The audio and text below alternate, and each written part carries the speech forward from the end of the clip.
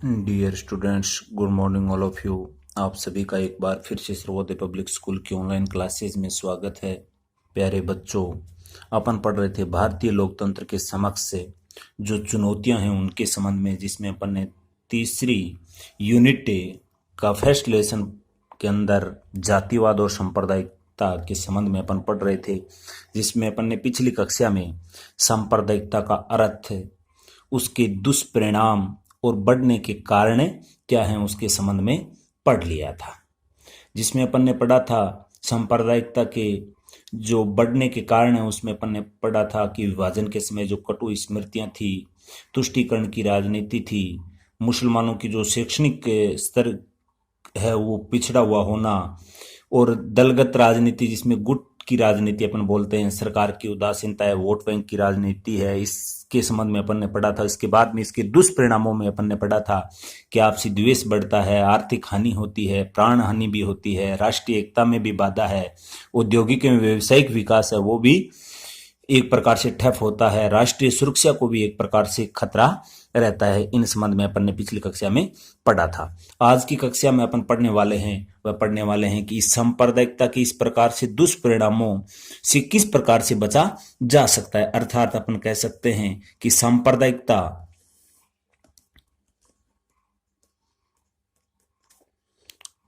को दूर करने के उपाय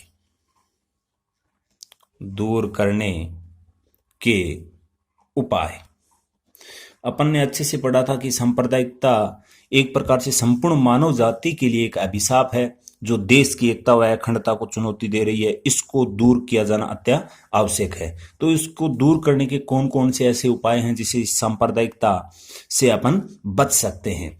तो इसमें सबसे पहले तो अगर अपन ये बात देखें तो सरकार जो भी नियम कानून कार्य करती है एक प्रकार से नियम कानून के तहत, तो कोई भी ऐसा कार्य ना करे जिससे एक प्रकार से सांप्रदायिकता को बढ़ावा मिले, जिससे लोगों के जो आपसी संबंध हैं वो बने रहे। यानी कि सरकार जो एक प्रकार से समानता के नाम पर एक प्रकार से बहुत सारी अच्छी अच्छी आदर्श बातें करती है, उन आदर्श बातों की बजाय एक प्रकार से अपन कह सकते हैं कि धरातलीय स्तर पर या अपन कह सकते हैं व्यवहारिक रूप में उस आदर्श बातों को लागू किया जाना चाहिए ताकि इस सांप्रदायिकता से अपन बचे सकें। तो कह सकते हैं अपन सरकार ऐसा कोई कार्य ना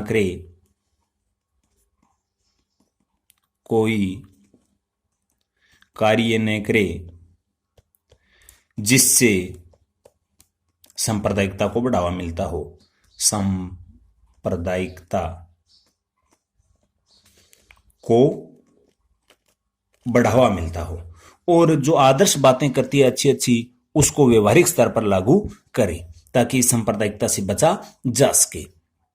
साथ ही साथ जो ये एक प्रकार से अपन ने इसके नकारात्मक प्रभाव में पड़ा था, या अपन कह सकते हैं इस बढ़ने के कारण में तुष्टीकरण की राजनीति, उसका बिल्कुल भी त्याग करे। यानी कि अगला पॉइंट है तुष्टीकरण की नीति का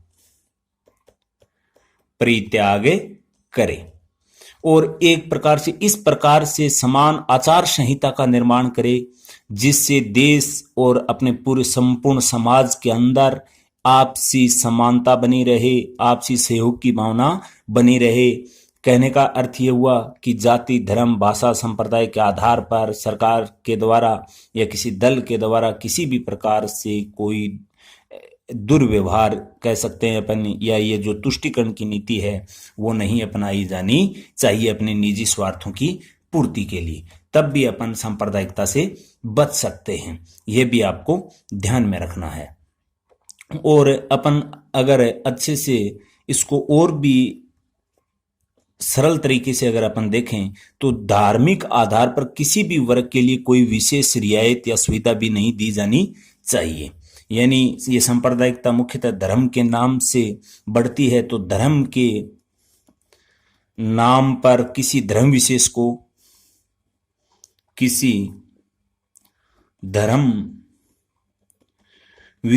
को विशेष रियायत न दे, ताकि एक प्रकार से अगर किसी एक धर्म विशेष को विशेष रियायत दे देती है तो दूसरे धर्म समुदाय के जो लोग हैं उसमें ईर्ष्या की भावना उत्पन्न होती है, ईर्ष्या, और जिससे एक प्रकार से अपने समाज के अंदर इस सांप्रदायिकता को बढ़ावा मिलता है। अर्थात अपन कह सकते हैं कि एक प्रकार से ये विद्वेषता की भावना आपस में बढ़ती है। तो इस प्रकार की स्थिति से भी सत्ता पक्ष को बचना चाहिए।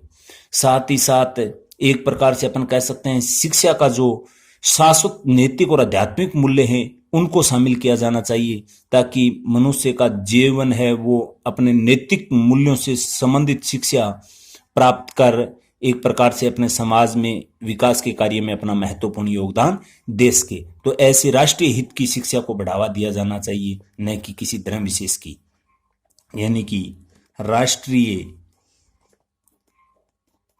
हित से संबंधित देश के नागरिकों को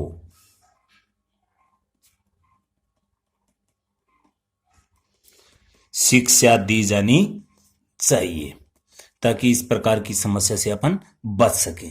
साथ ही साथ अपन कह सकते हैं कि जो समय समय पर सांप्रदायिकता के आधार पर अपन कह सकते हैं जो प्रतिनिधित्व की मांग उठती है उसको सरकार को कठोरता के साथ ठुकरा देना चाहिए, ताकि देश के अंदर एकता की भावना बनी रहे।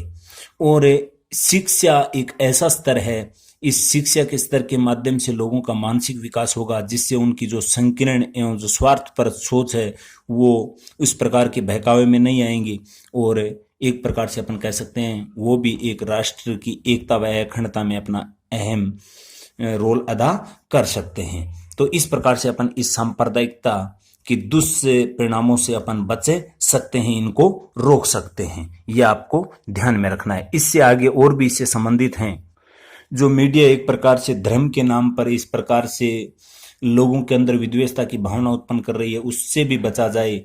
इसके संबंध में यानी कि जो मीडिया है, मीडिया के अंदर अपन कह सकते हैं कि सर्वधर्म समभाव को बढ़ाने वाले कार्यक्रम संचालित किए जाने चाहिए, ताकि एक दूसरे धर्म की जानकारी सभी को मिलती रहे, जिससे अपने समाज के अंदर सहिष्णुता पैदा हो या सहिष्णुता बनी रहे, सहिष्णुता बनी रहे। ये भी आपको ध्यान में रखना है। साथ ही एक ये भी ध्यान में रखना चाहिए कि धर्म के आधार पर जितने भी ये राजनीतिक दलों का गठन होता है, उन सभी के सभी धार्मिक संगठनों को राजनीति में भाग लेने से बिल्कुल प्रतिबंधित कर देना चाहिए, ताकि सांप्रदायिक संगठनों को पूर्ण प्रतिबंध लग सके। ये भी आपको ध्यान में रखना है। कहने का भावार्थ ये हुआ कि धर्म के आधार पर जो राजनीतिक दल हैं, अपने जितने भी जो राजनीतिक दल हैं उनका गठन नहीं होना चाहिए, और जितने भी ये धार्मिक आधार पर जो संगठन बने हुए हैं उनको एक प्रकार से राजनीति में प्रवेश करने पर बिल्कुल प्रतिबंधित कर दिया जाना चाहिए, ताकि इस सांप्रदायिकता को बढ़ावा न मिले। ये भी आपको ध्यान में रखना है। ये एक महत्वपूर्ण उपाय हैं इस सांप्रदायिकता को दूर करने के लिए। और इसी संबंध में एक सैचर कमेटी का गठन किया गया था 2005 में, जिन्होंने अपना प्रतिवेदन 2006 में प्रस्तुत किया था। सैचर कमेटी जिसका गठन किया था 2005 में, और इसने अपना जो प्रतिवेदन दिया था वह दिया था 2006 में। ये विशेषकर थी जो भारतीय मुसलमान हैं, मुसलमान उसकी जो आर्थिक है, सामाजिक है, शैक्षणिक स्थिति का अध्ययन करने के लिए गठन किया गया था। और इस कमेटी का जो गठन किया गया था वह किया गया था एक सेवानिवृत्त न्यायाधीश था राजेंद्र सिंह सैचर, सेवा निवृत्त न्यायाधीश राजेंद्र सिंह सैचर, और अन्य इसके सदस्य थे कुल 7, और इस सब ने इस कमेटी ने अपने प्रतिवेदन में यह बताया कि किस प्रकार से भारतीय जो मुसलमान है उसकी सामाजिक आर्थिक शैक्षणिक स्थिति में सुधार लाया जाए। उसके लिए उन्होंने कुछ इसके विकास के संबंध में कुछ बातें कही, जिसमें इन्होंने बताया कि अल्पसंख्यकों के कल्याण एवं विकास के लिए 15 सूत्री कार्यक्रम रखे और इसी के साथ इन्होंने कहा कि सर्व शिक्षा अभियान के साथ इनको जोड़ा जाए, सर्व शिक्षा अभियान। और मुस्लिम बालिकाओं के लिए अलग से कुछ सुविधाएं दी जाए ताकि उनका शैक्षणिक स्तर में कुछ सुधार आए। कुछ लोगों को राजनीतिक लाभ के लिए अल्पसंख्यकों ने उस समय अल्पसंख्यकों के लिए अपने आरक्षण की भी मांग की थी कि जो अन्य पिछड़ा वर्ग का जो कोटा है उसमें 4.5% आरक्षण है वो अल्पसंख्यकों को दिया जाना चाहिए, जिसको जो अपने आंध्र प्रदेश का जो हाई कोर्ट है उसने सबसे पहले अस्वीकार कर दिया था। बाद में सुप्रीम कोर्ट ने भी इस प्रकार की मांग को खारिज कर दिया था, क्योंकि अपन सब जानते हैं भारतीय संविधान है वो एक प्रकार से पंथ निरपेक्ष है या धर्मनिरपेक्ष है। संविधान पंथ निरपेक्ष, संविधान के अंदर पंथ निरपेक्षता की बात की गई है, पंथ निरपेक्षता, जिसके तहत अपन धर्म विशेष के नाम पर किसी भी प्रकार के आरक्षण की सुविधा नहीं दे सकते।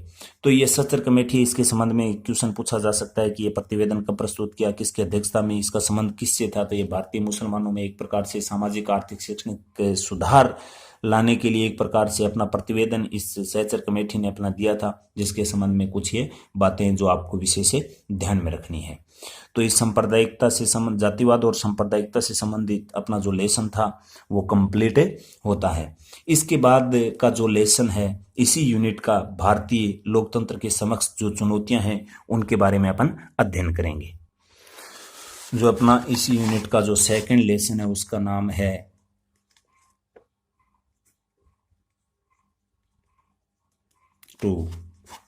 इसी यूनिट का जो अपने भारतीय लोकतंत्र के समक्ष चुनौतियां हैं उनमें क्षेत्रवाद व भाषावाद। ये भी ज्यादा हार्ड नहीं है, बिल्कुल आसान है। अगर ये लेसन जातिवाद और सांप्रदायिकतावाद आपके समझ में आ गया तो इससे संबंधित ये है, यानी जातिवाद में जाति के आधार पर संगठन बना था, सांप्रदायिकता में धर्म के आधार पर। अब क्षेत्रवाद पढ़ेंगे अपन, तो क्षेत्रवाद में क्षेत्र विशेष के लिए अपनी विशेष मांगों के लिए जो एक प्रकार से मांग उठती है और इससे एक संकीर्ण सोच के साथ अपन कह सकते हैं अपने क्षेत्र विशेष को ज्यादा महत्व दिया जाता है, राष्ट्रीय हितों को अनदेखा किया जाता है, उसी को अपन क्षेत्रवाद कहते हैं। और भाषा के आधार पर इस प्रकार से जो संगठन बनते हैं उसको अपन भाषावाद कहते हैं। सबसे पहले अपन देखते हैं क्षेत्रवाद। क्षेत्रवाद, ये क्षेत्रवाद है क्या, सबसे पहले अपन देखेंगे इसका अर्थ। यानी क्षेत्रवाद एक ऐसी अवधारणा है, क्षेत्रवाद एक ऐसी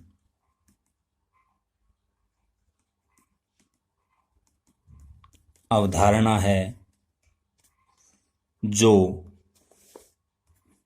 किसी ऐसे क्षेत्र से संबंधित होती है जो अपने आप को धार्मिक, सामाजिक, सांस्कृतिक या अपन कह सकते हैं आर्थिक आधार पर अपने आप को अलग मानता है।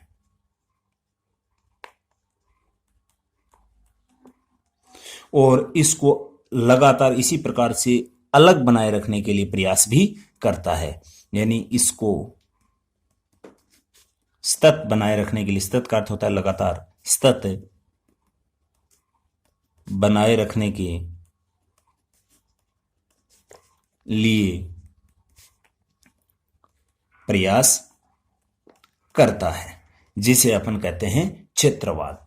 अगर इसको अपन सीधे सिंपल शब्दों में अगर देखें तो क्षेत्रवाद एक ऐसी अवधारणा है जिसमें किसी क्षेत्र विशेष को अपने धार्मिक, सामाजिक, आर्थिक, सांस्कृतिक आधार पर अपने आप को अलग मानता है और इसको सतत बनाए रखने का प्रयत्न करता है। अर्थात अपन कह सकते हैं कि इस क्षेत्र विशेष के अपने निजी स्वार्थों की पूर्ति के लिए या अपने निजी हितों को ध्यान में रखते हैं, राष्ट्रीय हितों की तरफ बिल्कुल भी ध्यान नहीं देते हैं। यह भी एक प्रकार से क्षेत्रवाद की भावना है जो अपने देश की एकता व अखंडता को चुनौती दे रही है। तो कहने का मतलब यह हुआ कि अर्थात इसी के अर्थ के संबंध में यह क्षेत्रवाद अपनी संकीर्ण सोच के साथ केवल अपने हितों को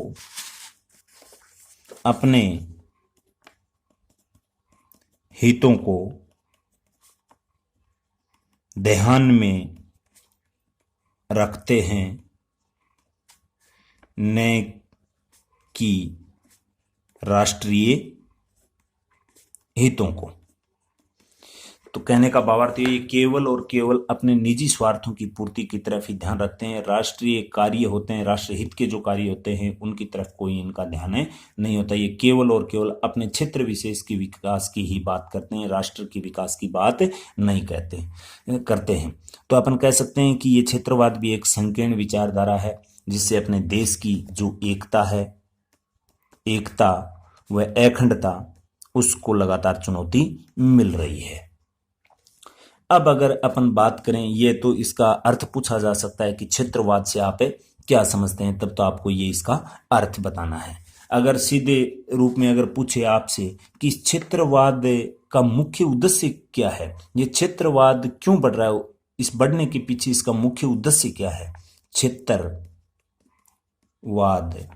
का उद्देश्य, तो इस क्षेत्रवाद का जो उद्देश्य है वह है संकीर्ण क्षेत्रीय स्वार्थों की पूर्ति करना। यानी जो अपने क्षेत्र विशेष है उनकी किस प्रकार से अपने निजी जो हित है उनको साधा जा सके और अन्य संपूर्ण राष्ट्र से इनको कोई लेना देना नहीं होता। ये केवल और केवल अपने निजी हितों के स्वार्थ की बात करते हैं, अपने निजी स्वार्थों की सिद्धि की बात करते हैं, न कि राष्ट्र की। ये केवल और केवल अपने ही निजी स्वार्थों की पूर्ति करने के उद्देश्य से इस क्षेत्रवाद को बढ़ावा मिलता है, या इनका क्षेत्रवाद बढ़ने का मुख्य उद्देश्य है, या उनको बढ़ाने का मुख्य उद्देश्य है। इसी के साथ में अब अगर अपन पढ़ते हैं क्षेत्रवाद के कारण क्या हैं, किस वजह से क्षेत्रवाद बढ़ रहा है। क्षेत्रवाद के कारण, क्षेत्रवाद के कारण क्या है, क्योंकि इससे बड़ा क्वेश्चन इस प्रकार से बन सकता है कि क्षेत्रवाद से क्या समझते हैं, क्षेत्रवाद के बढ़ने के पीछे मुख्य कारण क्या है, उनका उल्लेख कीजिए। ये रीजन क्या है कि क्षेत्रवाद क्यों बढ़ रहा है। तो सबसे पहले है प्रकृति प्रदत्त विभिन्नताएं व असमानताएं। प्रकृति, पहला है प्रकृति प्रदत्त विभिन्नताएं, या अपन कह सकते हैं असमानताएं, क्योंकि प्रकृति में सभी क्षेत्रों को एक समान नहीं बताया। भारत है वो काफी एक विशाल बड़ा भूभाग वाला क्षेत्र वाला एक राष्ट्र अपन कह सकते हैं, काफी बड़ा है, जिसमें अपने ज्योग्राफी में पढ़ा था कि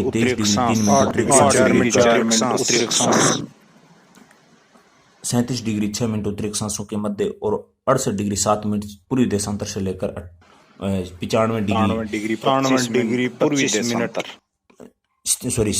25 मिनट पूर्वी देशांतर के मध्य ये विद्यमान है। तो इसमें अपन ने देखा था कि इसको क्षेत्रफल के आधार पर अगर इसको बांटा गया था तो कहीं इसमें पर्वतीय भाग आता है, कहीं थार का मरुस्थल आता है, कहीं पर उपजाऊ मैदान भी है, पठार भी है। इस प्रकार से इसमें काफी भिन्नताएं पाई जाती हैं। यानी प्रकृति में संपूर्ण क्षेत्रों को एक समान नहीं बनाया है, इसमें भी काफी भिन्नताएं पाई जाती हैं। तो जो क्षेत्र प्राकृतिक संसाधनों की उपलब्धता की वजह से समृद्धशाली हैं उन क्षेत्रों का विकास ज्यादा होता है। जिनमें इस प्रकार की प्रकृति प्रदत्त संसाधनों का अभाव है उन क्षेत्रों का विकास कम हो पाता है। तो इस प्रकार की स्थिति के कारण भी इस क्षेत्रवाद को बढ़ावा मिलता है। साथ ही साथ जो प्रशासन द्वारा जो संसाधन है उसका जो वितरण किया जाता है उसमें भी कई बार भेदभाव की स्थिति हो जाती है। जो किसी क्षेत्र को ज्यादा मिल जाता है, किसी को कम मिलता है, तो उस वजह से भी इस क्षेत्रवाद को बढ़ावा मिलता है। और अपन देखते हैं कि सांस्कृतिक भिन्नता भी हिंदुस्तान के अंदर काफी है, जिसमें आपने एक सेंटेंस या एक कथन पढ़ा होगा, विविधता में एकता। तो भारत के अंदर काफी सांस्कृतिक विविधताएं पाई जाती है, तो उसकी वजह से भी क्षेत्रवाद को बढ़ावा मिलता है। और आप अच्छे से जानते हैं भारत में संघात्मक शासन व्यवस्था है और संस्थात्मक शासन व्यवस्था है, जिसमें आप अच्छे से जानते हैं संघात्मक शासन व्यवस्था के अंदर की केंद्र के साथ साथ विभिन्न राज्य सरकारों का भी गठन किया जाता है और वो राज्य सरकारें वो सब की सब केंद्रीय सरकार के अधीन कार्य करती हैं। तो केंद्रीय सरकार जब निवेश करती है तो उस संबंध में भी कई बार भिन्नताएं अपने को देखने को मिलती है, जिससे भी क्षेत्रवाद को बढ़ावा मिलता है। और कुछ ऐतिहासिक घटनाक्रम भी ऐसे हैं जिससे भी इस क्षेत्रवाद को बढ़ावा मिलता है। तो ये मुख्य कारण है इस क्षेत्रवाद को बढ़ने के पीछे। इसको भी आपको ध्यान में रखना है। यहाँ से आज ये 2 क्वेश्चन बनते हैं इस क्षेत्रवाद से कि क्षेत्रवाद से आप क्या समझते हैं, दूसरा क्षेत्रवाद का उद्देश्य, और साथ में क्षेत्रवाद के कारण। अगर बड़ा क्वेश्चन पूछेगा तो ये इस प्रकार से पूछ सकता है कि क्षेत्रवाद से आप क्या समझते हैं, उसको बढ़ने के पीछे मुख्य कारण क्या है। तो इसको आपको अच्छे से पढ़ना है और PDF जो फाइल आप तक आएगी उससे बिल्कुल इस वीडियो को समझकर संपूर्ण होमवर्क करना और साथ में याद भी करना है। और जो बाकी बचा है इससे संबंध में जो इसको रोकने के उपाय क्या हैं, क्षेत्रवाद को आगे जो भाषावाद बचा है उसके संबंध में पढ़ेंगे अपन नेक्स्ट क्लास में। आज के लिए इतना ही।